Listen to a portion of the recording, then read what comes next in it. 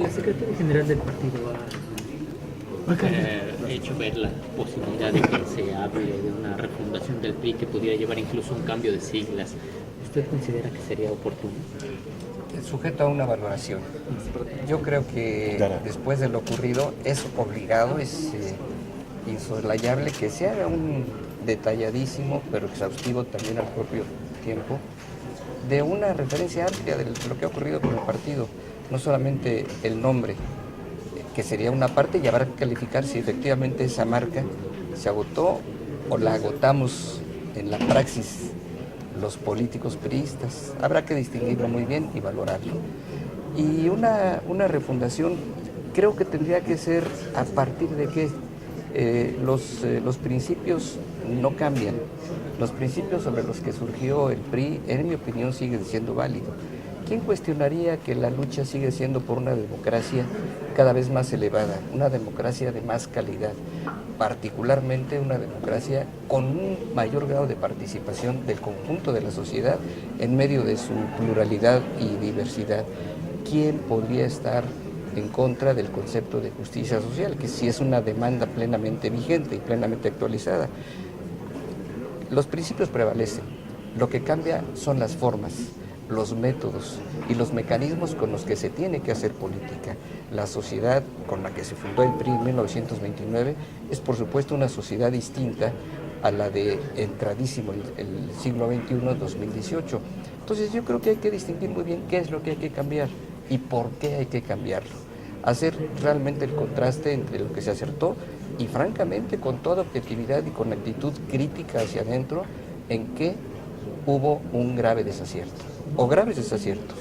Por ejemplo, en el PRD hablan de modernizarse, en el PAN de acercarse a la ciudadanía. La Cámara, senador. El PRI no va a tomar las referencias de otros, tiene que hacer su propio análisis y su propia crítica, pero es obvio que una nota dominante de todos los partidos políticos es su esencia democrática, que es el vínculo con la sociedad. A las cámaras, por favor. Al ser el PRI, como lo define la Constitución para todos los partidos, entidades de interés público, cuyo propósito está vincularse a la sociedad y a través del sufragio acceder al poder para que desde el poder se devuelvan los conceptos, las propuestas y las tesis, que ya es el ejercicio de gobierno, tiene que ser de cada partido y la sociedad tendrá que hacer el juicio, la distinción y la valoración de cada partido. Por lo tanto, pues sí, al PRI le espera una enorme y nada fácil tarea, pero la viabilidad del partido, en mi opinión, existe. En este esfuerzo no significa que por cambiar de siglas o por cambiar de colores pudiera modificarse la ideología de correr del centro izquierda a la derecha o más al centro. En opinión muy personal, la particularidad del PRI ha sido siempre un centro izquierda y creo que eso tiene que afirmarse, particularmente cuando el componente social pues se vincula justamente a esa ideología. Yo me pregunto en dónde está realmente ese espacio o ese hueco que dejamos. ¿Es un concepto de ideología o es un concepto de praxis? Yo creo que es de praxis.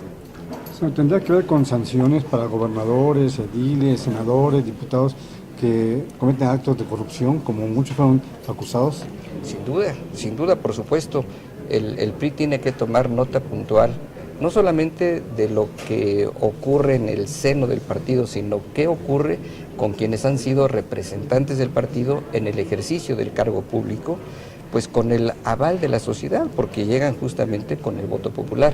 Entonces sí creo que debe haber una escrupulosa definición por parte del partido de los que hicieron la tarea y especialmente de los que no hicieron la tarea, o peor aún, de los que cometieron faltas, infracciones o francamente delitos. Y actuar en... Tendrá que valorarse. Yo creo que no puede anticiparse en ninguna posición, tendrá que hacerse. Perdón por la insistencia, el rigor y la objetividad deben implantarse y deben imperar en esta revisión que tiene que hacer desde su esencia, desde sus cimientos, el propio partido. Difícil valorarlo, pero que tendrá que hacerse. ¿Tendrá que actuar tener en cuenta negocios ilegales de funcionarios? Por supuesto, lo ilegal es ilegal aquí y en cualquier parte, y es ilegal para uno y para otro. Todo lo que sea ilegal es ilegal.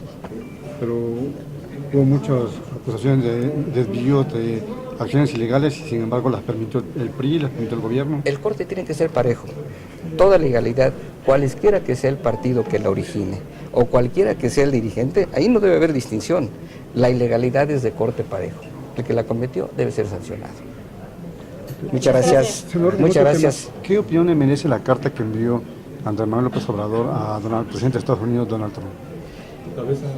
Bueno, yo destacaría el tema de que la semejanza entre un potencial o ya prácticamente jefe de Estado, como es el licenciado López Obrador, virtual presidente de la República, y la de un presidente actuante, pues son en principio escenarios distintos, incluso trayectorias distintas. El señor Trump viene de otra condición, de otras circunstancias, y el licenciado López Obrador de otra, así que las semejanzas, yo creo que no son tantas, son escenarios distintos, países distintos, los jefes de Estado serán también distintos por provenir, por ideología, por muchas razones.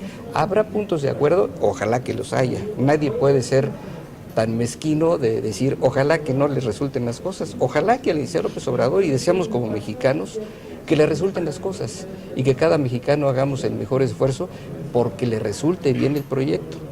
Y donde no estemos de acuerdo, decirlo con toda objetividad, sin mezquindades, sin actitudes de mala fe, sino al contrario, con propuesta y con ánimo, y reconocer, como lo hemos hecho, es el presidente electo, y actuemos en consecuencia en función del interés nacional. Ya no es interés de partidos, esto hay que recordarlo muy bien. Superada la lucha electoral, lo más importante, lo que tiene que cobrar relevancia es el interés de la colectividad, que es la nación mexicana, aún por encima de los partidos. En su opinión, ¿fue correcto que le haya dado a conocer a Donald Trump lo que sería su programa de gobierno, su proyecto para migrantes? Es una propuesta que la ha venido manejando desde campaña y como ya su escala ya no es de candidato, sino de un virtual presidente de la República, yo no le veo, en lo personal, no le veo inconveniente, pues es lo que se va a plantear y es lo que está viendo el futuro presidente de México. Gracias. Para servirles. Gracias. Muchas gracias.